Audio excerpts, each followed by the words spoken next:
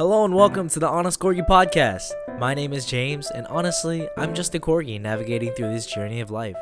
If you're looking for a podcast where you can listen to honest opinions, tips for life, or even just my embarrassing stories, you've come to the right place. So remember to hit that like button, subscribe, review on Apple Podcast or Spotify. And now sit back, relax, and enjoy your scheduled programming. Peace. In 5, 4, 3, 2, 1. Hey, what is up, guys? Welcome back to another episode of the Ahn-est Corgi podcast. I am your loved and beautiful loved. I am your loved. Oh my goodness, this is a hard start today.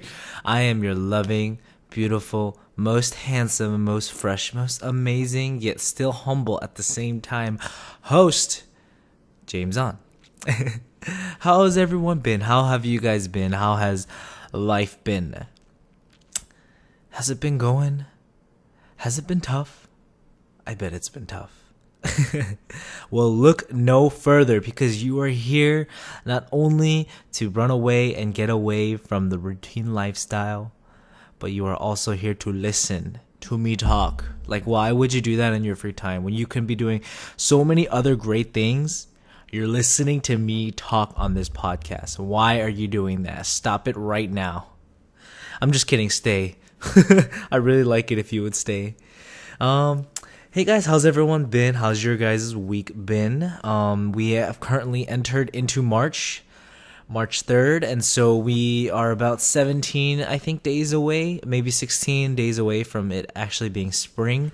About a year ago, we just started going into the pandemic and quarantine, and that's when everyone in the world's life just flipped 180, 360, 180. Yeah, it just turned around, and everybody lived different lives, and it's so weird because I feel like it took the pandemic for us to kind of just take a look at ourselves and realize, wow, we've been living in a routine that we've grown comfortable in. And I don't know how I feel about that. It's honestly kind of scary, but I'm glad that we're kind of out of it. I guess, like, out of it meaning, like, things are progressing. There's more vaccines going out. There's a third vaccine in the United States, Johnson & Johnson, I've heard. And that's a one-shot vaccine, which is really good. But anyways, things are starting to look a little brighter in the future and in the world, and so I ask that our listeners here at the Ahn-est Corgi will just remain positive. Let's be honest with each other. It hasn't been the easiest. It has been the hardest. For the past year, I should have my fair share of struggles. I know you guys all too, but let's stay positive. There's light at the end of the tunnel. So yeah, last week's episode, I talked a little bit about Asian hate crimes going on and kind of the racism towards Asian and Asian Americans in the United States.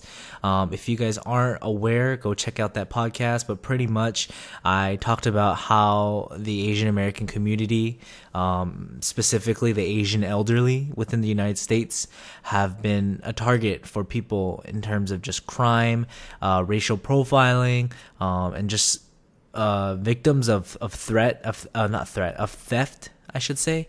And it's just been heartbreaking. It's been sad. I honestly want to say that if you're a decent human being with feelings and you feel emotions, then that should stir you up.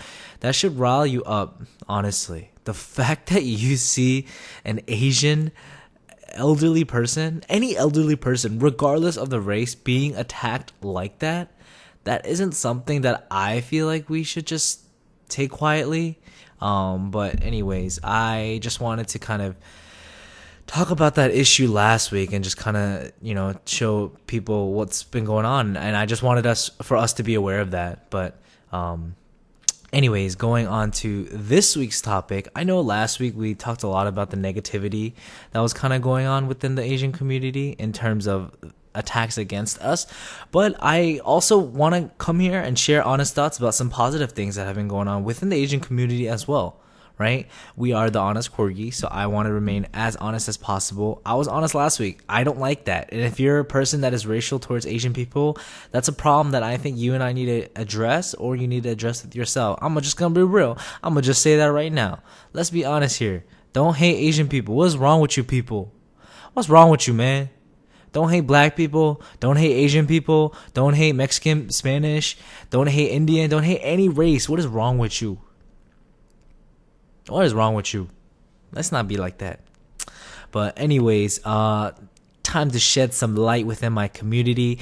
I'm here to spread love and joy on this podcast. Although I talk about a lot of real things, although I talk about a lot of negativity that could be going on in society, it is time to share some positivity on this podcast, shed some light to my Asian community that's been going on out there.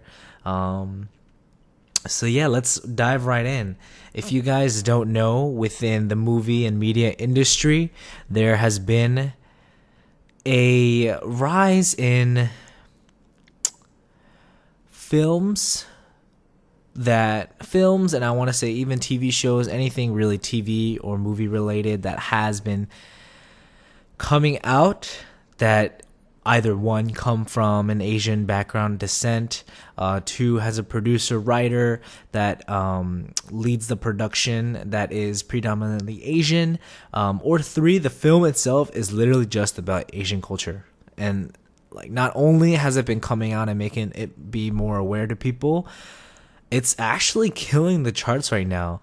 Last year we looked at a movie in Parasite that was directed completely by a full Korean director named Bong Joon-ho, or as in Korean, Bong Joon-ho, and he literally took the world by storm by not only winning best film, I believe, last year, but it was best international film, but also like best film. But as a English speaking movie that in the world, it's a lot of the language and vernacular that we speak is English. That's a really impressive thing, and it's Korean, and I'm Korean, so I gotta represent my people, you know what I'm saying? Shout out to that. But anyways, yeah, we saw that last year, and it went crazy. Everyone started loving it. Korean culture started to be on the rise. We started to see a lot of Asian actors and actresses kind of being introduced into Hollywood, and there have been many people, I feel like many Asian Americans within the movie industry right now that have just been hustling, that have been grinding. They've been just cranking it out in the movie industry, and I don't want them to kind of go unnoticed. And so I'm here to just shed a light across some movies, films that I've seen or heard recently that have just been on the come up or on the rise. And so I have a list right here. But one of the movies I really want to talk about is this film that's been rising called Minari. I believe in Korean it's pronounced Minari. And it's written by Lee Isaac Chung. I believe he is a Korean American, and it's just looking at the trailer. I haven't gotten the chance to see the movie. I actually plan to see it sometime this week, but I wanted to just shed a light on the podcast before I really go dive into it. Maybe I'll do a movie review about it in another episode. But if you guys haven't had the chance to check out the trailer or even seen the movie, I can't say much for the movie. I haven't seen it, but go check out the trailer. And if that doesn't tear jerk you, if that doesn't draw you into watching the movie, then I might have to question if you really have a heart. I'm gonna just be honest. That trailer was so heartfelt in such a short amount of time. I don't know how movies can just draw you in and describe their whole movie. Not like describe their whole movie, but say a part or a line in the movie that pretty much captures what the message is going to be and really just kind of like struck you in the heart. Like, ugh, like, okay, I'll watch it. I feel guilty. Just leaving it like that, right? And it's crazy. And so Minari is definitely a film that has been gaining some recognition. It is led by Asian American actor Steven Yeun. And you might recognize the name. You might even recognize the face. He's been on many different films. His biggest kind of gig that really got him going was when he was on The Walking Dead and shooting zombies. But not only was he on The Walking Dead, but he was in also another film that also was directed by Bong Joon-ho, which was Okja. movie called Okja, and and Steven Yeun is just, he's been in a lot of movies, a lot of recognition. He's one of the few Asian American actors that have been kind of on the rise in the United States. Shout out to him, really giving a hope into the Asian American community to be able to act, to be able to showcase that, which I think is cool. But yeah, and so it's a story pretty much based on a Korean family that moved to Arkansas, which I don't know if you guys know, but Arkansas is very southern, very Americanized, very country. And he pretty much goes out there with his family, giving up all that he has, and pretty much doing everything he can to support his family by starting this farm to produce Korean produce for Korean people that are moving and immigrating into the United States. And there's more to it. There's a lot of family aspect to it.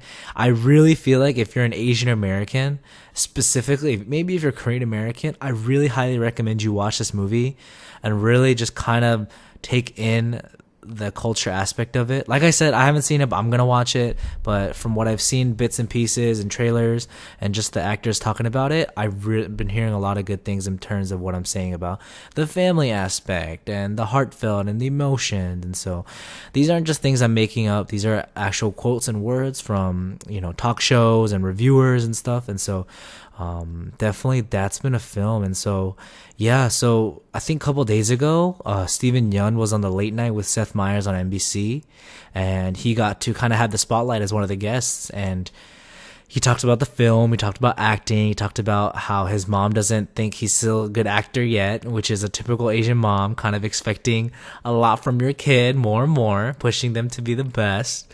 But yeah, this film actually won a Golden Globe winner, was a Golden Globe winner for Best Foreign Language Film, which caused a little bit of controversy just because it's an American film.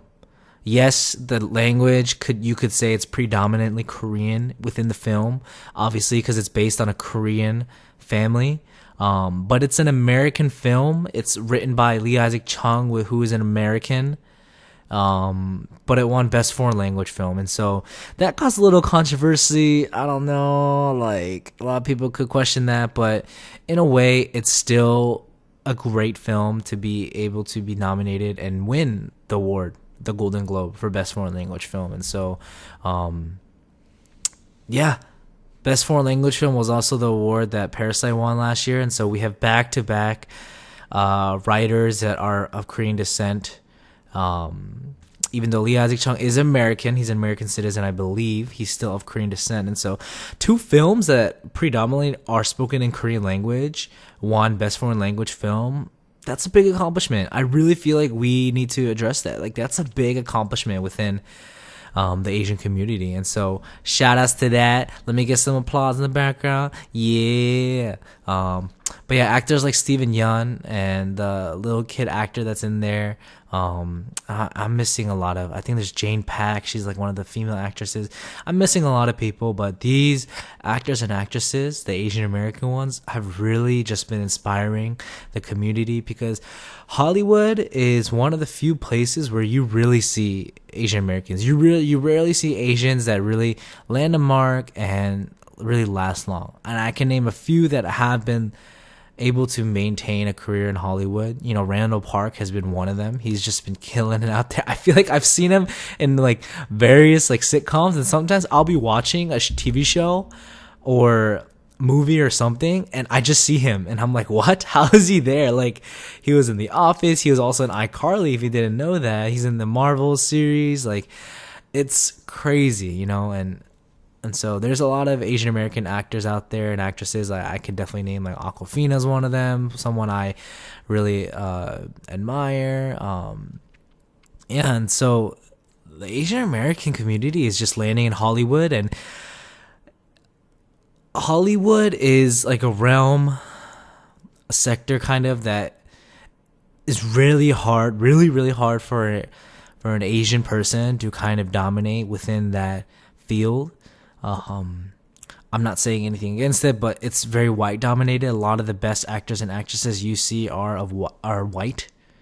Black actors and actresses have been rising. I've loved a lot of the recent black centered films. One of the recent ones that I've watched that I loved is Just Mercy. starring Jamie Foxx.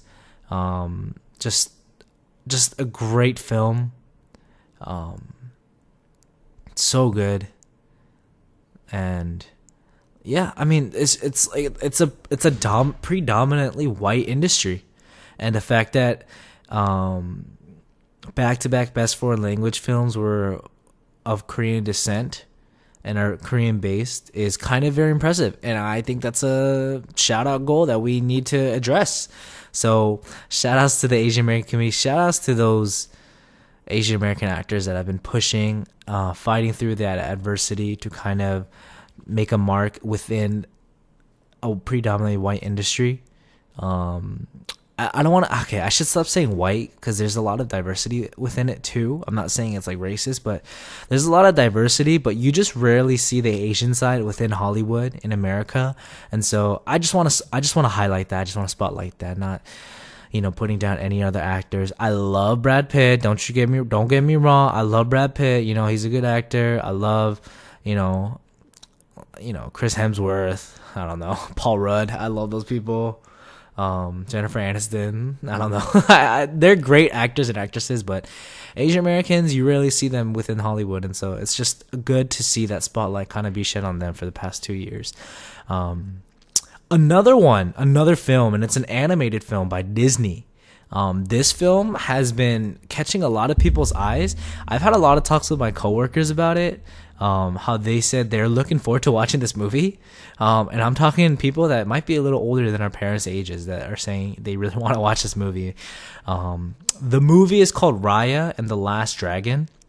If you haven't seen the trailer for it, I recommend you go see it, because seeing an Asian cultured film animation is just so cool. Like, any animation movie is just great, but I feel like the culture aspect and the art that you can capture in animation within the Asian culture is so beautiful. I could just be biased. I'm sorry if I am. I don't want to be too biased, but it's just so beautiful. And like examples are like Over the Moon animation was just amazing. If you guys have seen that movie. And yeah, like even Mulan, like back in the day, the old Mulan, it was a film based on Chinese culture, but even with the animation, I guess, skills at that time, it was still very impressive, still very beautiful. And so it's crazy. And so this trailer I watched, and I'm looking forward to watching this movie. It's supposed to come out on Disney Plus Premium, I think, if you have that, maybe if you purchase it, or if you wait a little while. But it's a Disney movie based on Southeast Asian culture. I don't know the whole premise of it and what they're gonna do with it, but I know that it was written by Adele Lim, who wrote Crazy Rich Asians, and it's a cast that is just all like Asian people, mostly Asian American, and I love it. I love this lineup. It's so good.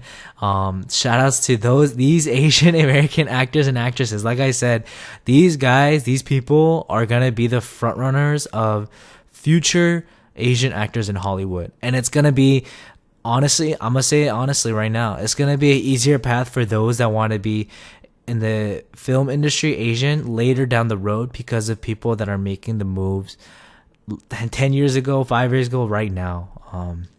And so some of the people that are in this movie that have a voice, that lend their voices for this movie, I should say, are Kelly Marie Tran, which is, if you guys don't know her, she's from Star Wars. She was one of the pilots in the latter trilogy, the final 3 trilogy, the Asian woman. Awkwafina, shout outs to Awkwafina, she's a great actress. Sandra Oh from Grey's Anatomy, Benedict Wong, he's from Marvel, Daniel Day Kim, and just so many more. And I heard even Dumbfounded has a voice in it, and I think that's so cool because I love Dumbfounded. But yeah, this film is predominantly Asian cast, and I love it. I'm here for it. I think it's gonna be a great movie. I'm so excited. And so the same day that Steven Yeun came out to the late night with Seth Meyers on NBC, that same night, Kelly Marie Tran came on the Late Late Show with James Corden on CBS, and she got to talk about the film. She got to talk about her kind of up and coming and rise within Disney, and as an Asian American and stuff like that. And so on the same night, we got two Asian actors and actor and actresses that got to represent their films, got to speak about the rise in Asian American films recently, and just be able to have that platform to speak up for us and have the spotlight is just so inspiring. I think that's so great for us to have that kind of like front run for us. And I mean us as an Asian Americans that ever want to pursue film. But like just to see the attention and the popularity that they're gaining, it's great and all. Popularity is great, but it's what you really do with that popularity and that status you have that really can make you into the kind of person that you are. If you're a person that really just collects popularity and fame, but don't really use your platform to really benefit anyone else, it's really hard for me to really like that, and it's really hard for me to support you. I'm gonna be honest. But if you are a person of fame, of high status, and you use that platform to give other people's voices, to raise concerns for people to be aware of, I think that's amazing. And honestly speaking, those are the people that I like to follow the most. For an example, Jeremy Lin. If you guys don't know him, you're crazy. You've probably been stuck in 2010, but Jeremy Lin is Asian basketball player. He's played in the NBA. He's won a championship. Went crazy Linsanity in 2011, where he went on a historic run. Currently playing in the G League, but he is a very famous person. I will just say that right now. I honestly think Jeremy Lin is very famous. Right? He's famous. He has like 2 point something million followers on Twitter, on Instagram. He's very known within the Asian American community, and he's famous. But you don't see him flaunting his money. You don't see him making these crazy purchases. That's not something he believes in. But he uses a platform and the fame and the attention that he gets as an Asian American playing in the NBA, which, by the way, is not Asian dominated. He uses his platform to speak about the racial profiling and the hate crimes going against Asians right now in the world. And I guarantee you, a lot of people first got to know about what's been going on in this world with Asian hate crimes because Jeremy Lin spoke out on a platform where he's getting interviews and questions and media attention. And he himself has been going through racist battles too. Like just recently, he spoke out on an interview with the media saying that someone has been calling him coronavirus. Just for him being there. I bet you Jeremy Lin didn't even say anything and someone went out to him and just called him coronavirus. I get the heat in the moment of sports, but it's very targeting. It's so childish. It doesn't help anybody.